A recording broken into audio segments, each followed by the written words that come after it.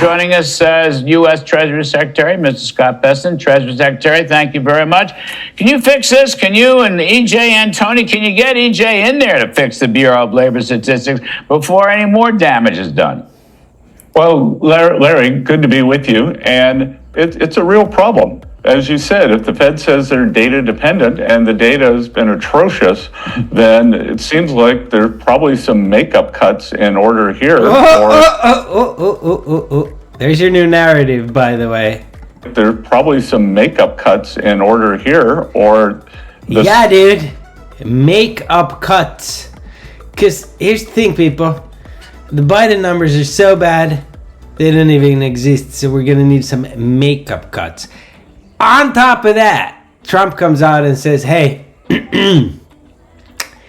Mr. Powell, that 2%, that's a Biden number. That's completely unrealistic. So not only do you have a problem here, but let's not forget, what about all the jobs under the old BLS lady under Trump? Was that shit too? So again here, the numbers are pretty outrageous.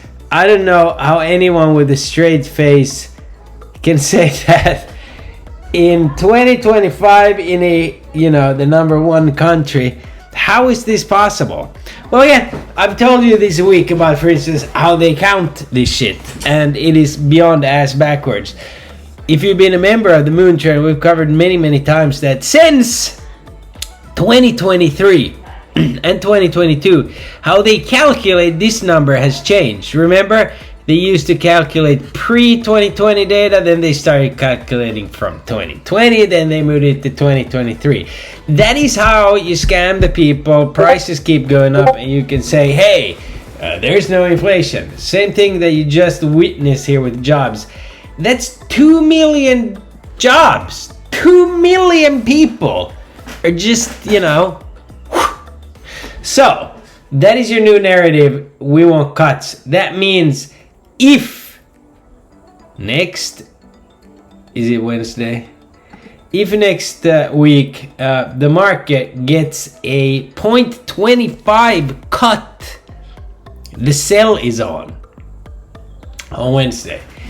If that comes in at 4.25, I think the market sells off after that. Obviously, we have that penned in, and a rigorous campaign starts to get a 50 basis point cut, and then another 50 basis point cut. Okay? The only way the market rallies with some sustainability here is you come in and cut it straight to 4. Okay?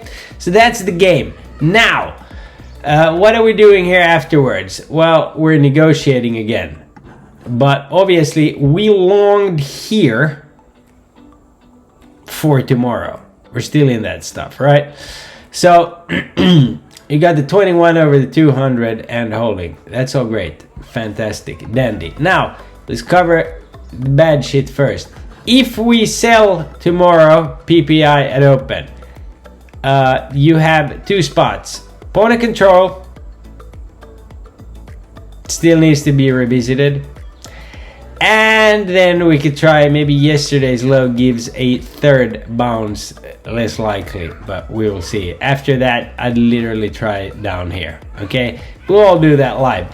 Best case scenario, you gap up by the trend line. Why?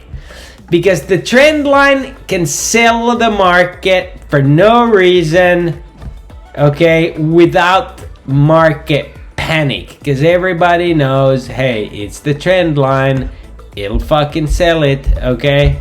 It's done it several times now. So that's best case scenario, right? We gap and we crap, we hold a little bit, and then CPI, we'll cover that in tomorrow's video, and we'll position ourselves accordingly into it depending upon the premiums. Okay, fantastic. Now, did take some KRE YOLOs. Contracts are all over the place after hours, but it is what it is, right? Here's the NAMO, still same setup. hasn't gone down for a low and hasn't broken out. Bitcoin is allergic to 112, and today was very interesting. You saw Coinbase rise, you saw Riot go up while Bitcoin is going down. So something funky is going on there. This is up enough in the day for a slight gap up, and that's all I'm looking for, right? Best case scenario. But anyways, I did sell those Thursday 655s after hours here because we're ripped, right? I'm still holding 652s. Tomorrow I'm looking for that to print.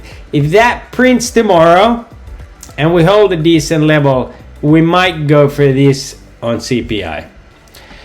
If the move is down, I'll be chasing that as an upside target. Contemplated taking Oracle. Unfortunately, I did not. If you did, congratulations. Fantastic. I'll also be looking at Tesla very, very soon. As I said, Apple usually sells off after these events, and what happened, it sold off, but it's down there, so can be saved. Nvidia moved up on the Oracle earnings pretty nicely. We got a ghost. Check the ghost tab. Rode UNH today as well. Epic Gains still in the 355s for next week, but what a run. And then obviously the crown jewel of this week, no one has been trading China. Twitter hasn't been trading China. We're in from literally there. Have been taking profit and reloading. Let's see if it goes for another day. Okay, so with that said, tune in tomorrow. I'll be live on voice, open and close again, and in the chat, same on Thursday. This is tomorrow's Gex right here. And with that, I will see you on the Moon Train tomorrow. God bless.